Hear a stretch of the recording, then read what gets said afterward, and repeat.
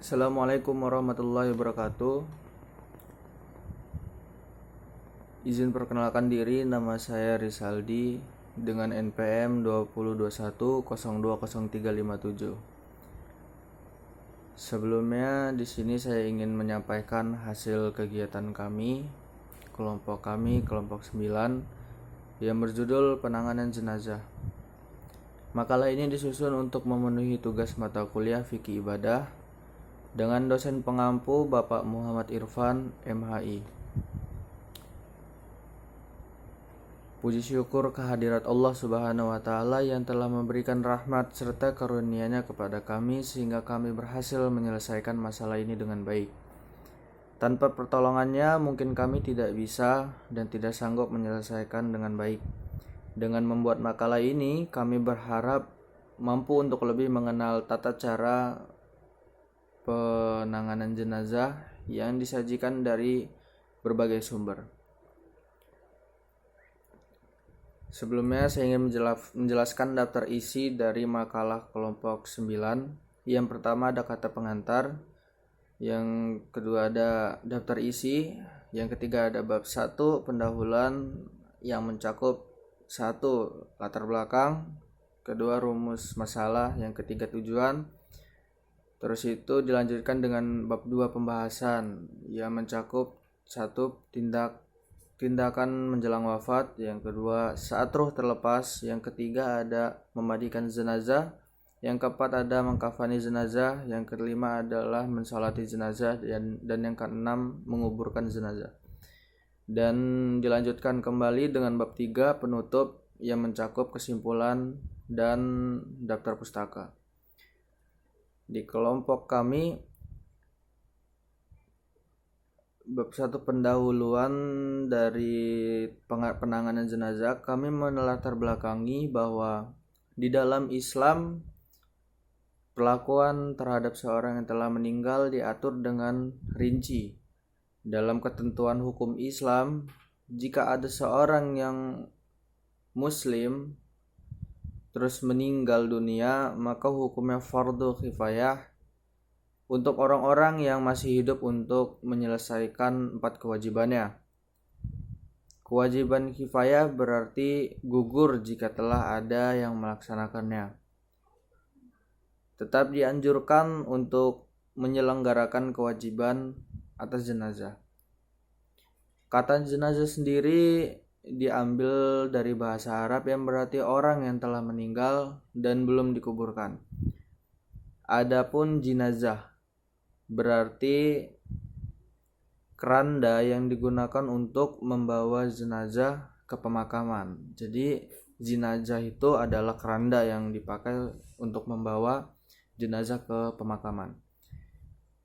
Penanganan jenazah bertujuan agar orang yang telah meninggal dan tetap dipanjatkan doa dan kebaikan kepadanya. Hikmat dari penanganan jenazah diantaranya yaitu bahwa kedudukan manusia walaupun sudah meninggal dunia di hadapan Allah ialah tetap sebagai makhluk yang mulia. Maka oleh karena itu perlu diselenggarakan, dan bahwa menyolatkan jenazah berarti mendoakan yang terbaik untuk sang mayat. Mendoakan agar dosa-dosanya terus diampuni, dilimpahkan kepadanya. Dalam suatu sabda Nabi Muhammad SAW mengingatkan umat Islam untuk senantiasa mendoakan para jenazah umat Islam, sebagaimana untayan doa muslim setelah selesai sholatnya. Allahumma ighfir lana dzunubana wali walidaina wal muslimin wal muslimat al ahya'i minhum wal almat. Terus di sini ada rumusan masalah yang sering bercecok. Yang pertama itu adalah tindakan apa yang harus dilakukan ketika seorang menjelang wafat. Terus ada tindakan apa yang harus dilakukan saat ruh terlepas. Terus ada juga sebagai bagaimana cara memandikan jenazah. Yang keempat ada bagaimana cara mengkafani jenazah. Yang kelima bagaimana cara mensalati jenazah. Dan yang keenam ada bagaimana cara menguburkan jenazah. Tujuan yang pertama itu untuk mengetahui yang harus dilakukan ketika seorang menjelang wafat. Yang kedua adalah untuk mengetahui apa yang harus dilakukan saat roh terlepas. Yang ketiga untuk mengetahui cara memandikan jenazah. Yang keempat untuk mengetahui cara mengkafani jenazah. Dan yang kelima untuk mengetahui cara mensalati jenazah. Yang keenam ada untuk mengetahui cara penguburan jenazah. Bab 2 adalah pembahasan. Yang pertama adalah tindakan menjelang wafat. Memang ada beberapa orang yang meninggal secara mendadak, sehingga keluarganya pun tidak tahu persis kapan kematian itu datang kepadanya. Sedangkan banyak orang lain yang mengalami kematian dengan diawali beberapa saat atau sekian lama proses sakratul maut, naza atau ihtizar.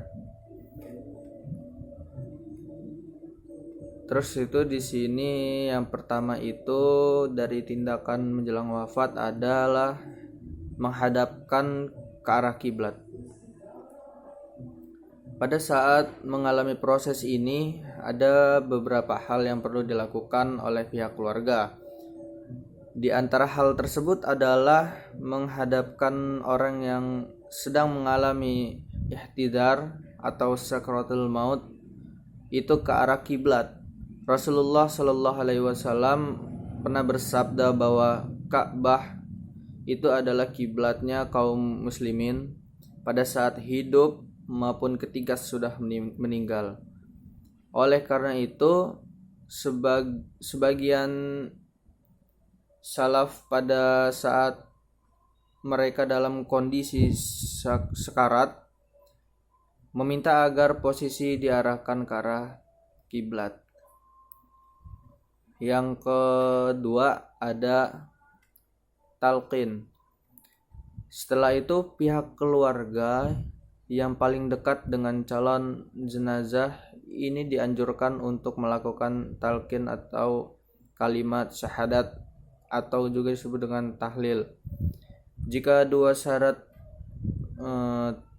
terlalu panjang dan susah diucapkan, maka tahlil yang diredaksinya lebih pendek lebih direkomendasikan, karena sesuai sabda Rasulullah Shallallahu Alaihi Wasallam, siapa yang mengakhiri akhir hayatnya dengan kalimat tahlil maka ia akan masuk surga. Ada kisah menarik tentang seorang ulama dari kalangan ahlul hadis, Ibnu Abi Hatim, itu menceritakan kisah ini dari ayahnya, yaitu Abu Hatim. Beliau mengisahkan bagaimana proses sebuah talqin dilakukan kepada seorang ulama besar bernama Abu Zur'ah. Abu Zur'ah ini yang sedang sekarat karena penyakit perut yang dideritanya itu. Ditemani oleh Abu Hatim dan Muhammad ibnu Muslim. Karena merasa tidak enak untuk mentalkin sekaliber Abu Zur'ah, Abu Hatim pura-pura bertanya tentang perbendaharaan hadis seputar talqin kepada Muhammad ibnu Muslim. Kemudian Muhammad ibnu Muslim menjawab bahwa beliau tahu tentang riwayat dari Mu'adz ibnu Jabal. Sebelum tuntas Muhammad ibnu Muslim membacakan riwayat dan hadisnya, tiba-tiba Ibnu Zur'ah sedikit mengatakan mengangkat, jadi diangkat gitu kepalanya dan langsung melakukan riwayat Mu'adz ibnu Jabal tersebut. Beliau mengatakan telah meriwayatkan Abdul Hamid ibnu Ja'far dari Salib ibnu Abi Uraub, dari Katsir ibnu Murrah, dari Mu'adz ibnu Jabal, dari Nabi Shallallahu Alaihi Wasallam bahwa beliau bersabda, siapa yang mengucapkan akhir di ujung kehidupannya adalah tiada Tuhan selain Allah, maka dia masuk ke dalam surga. Dan Abu Zur'ah langsung meninggal karena beliau menjadi ramai dengan tangisan para hadirin. Terus yang ketiga itu ada membacakan Al-Quran. Selain talqin dengan kalimat tahlil, disarankan juga untuk membacakan Al-Quran. Surat yang dibacakan sesuai dengan petunjuk dalam salah satu hadis adalah surat Yasin. Beberapa ulama dari kalangan tabi'in dan setelahnya juga ada yang menyarankan untuk membaca surat Ar-Ra'd karena surat ini memiliki faidah memperingati atau memperingan proses keluarnya roh. Keterangan ini dibaca dalam kitab-kitab para ulama fikih kita seperti Al-Imam An-Nawawi dalam Al-Majmu', Syarh Al-Muhadzab dan lain-lain. Yang kedua ada saat ruh terlepas. Ketika ruh terlepas meninggalkan jasadnya, itulah yang disebut al-maut atau kematian. Jika sudah dilepaskan kematiannya, maka kaum muslimin perlu melakukan hal sebagai berikut. Yang pertama ada memejamkan matanya. Rasulullah Shallallahu Alaihi Wasallam saat bertakziah ke almarhum Abu Salamah, beliau memejamkan matanya yang saat itu masih terbuka. Rasulullah bersabda bahwa saat ruh dicabut, maka akan diikuti oleh pandangan mata. Maka beliau juga pernah bersabda, jika kalian menghadiri orang mati di antara kalian, pejamkan matanya. Ada sebagian ulama dari kalangan tabi'in yang mengajarkan satu doa dalam rangka menutup mata jenazah tersebut. Doa yang indah sekali kandungannya.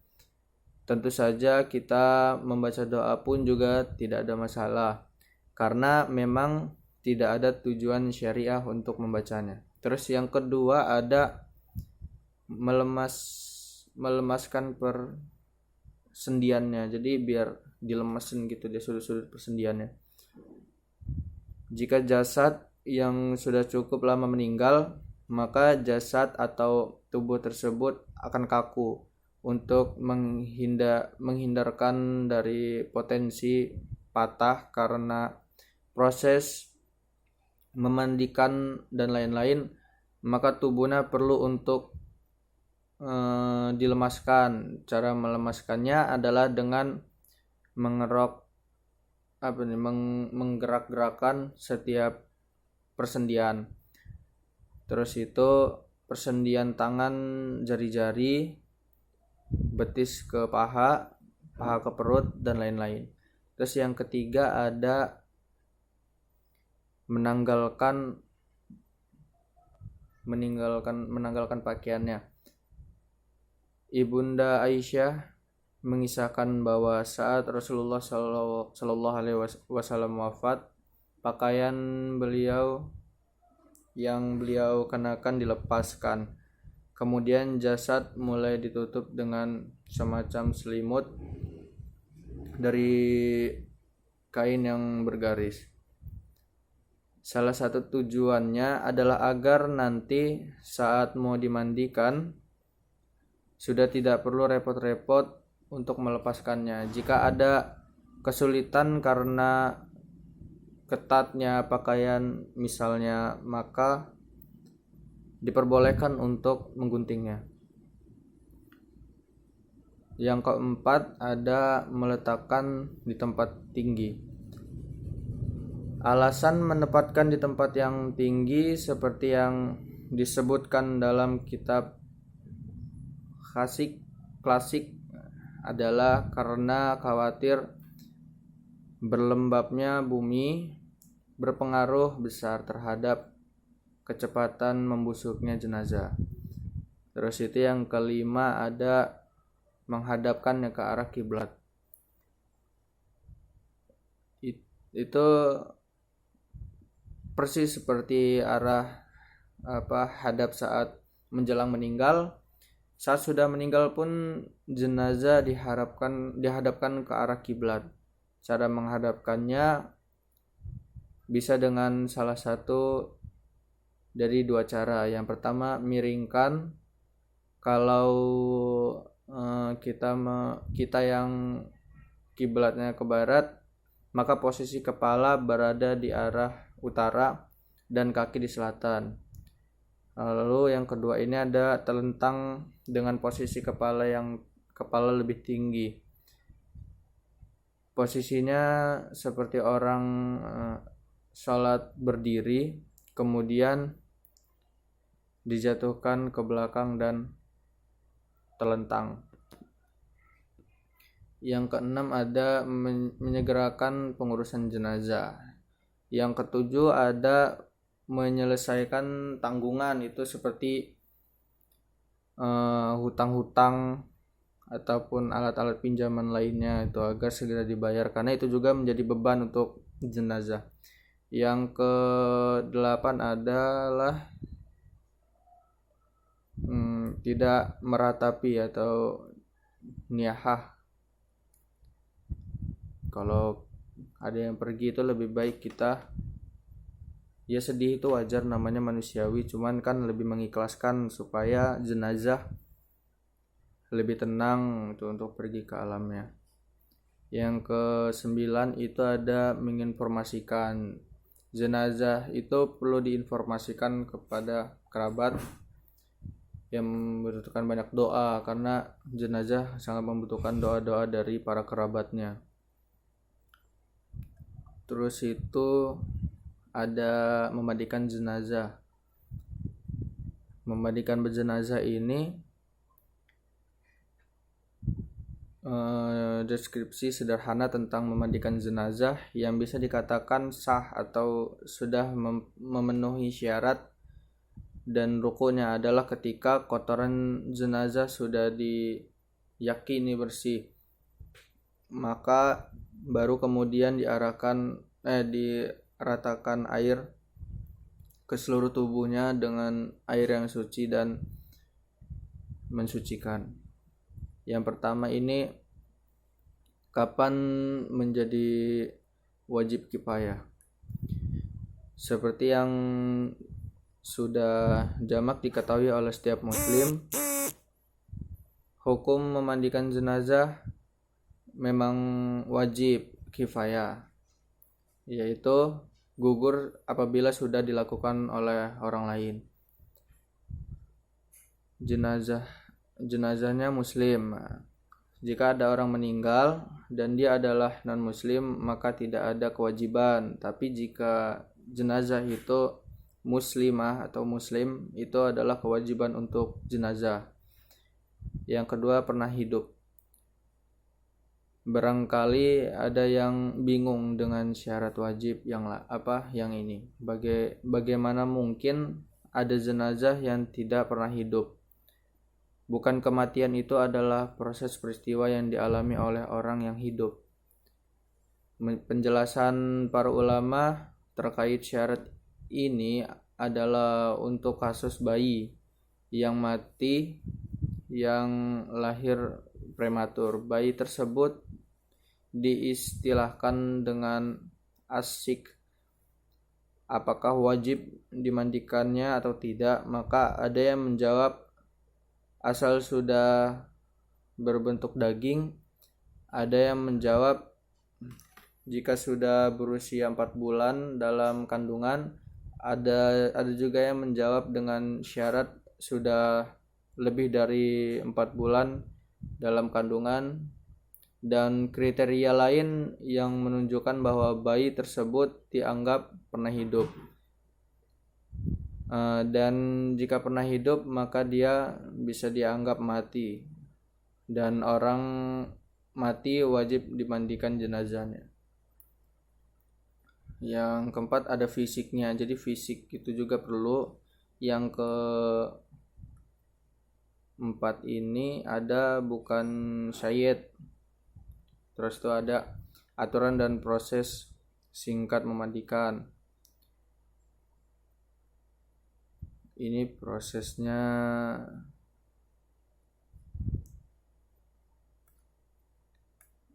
terus itu empat ini mengkafani jenazah ya. Yang pertama, batasan minimal dalam aturan pokoknya itu adalah mengkafani jenazah, kafan dan cara mengkafaninya. Afdolnya jumlah kain kafan adalah 3 lapis bagi laki-laki dan 5 lapis bagi perempuan. Warna terbaik adalah putih dan diberi wangian. Terus itu sebaiknya jumlah kafan lebih dari 1 helai dalam jumlah ganjil.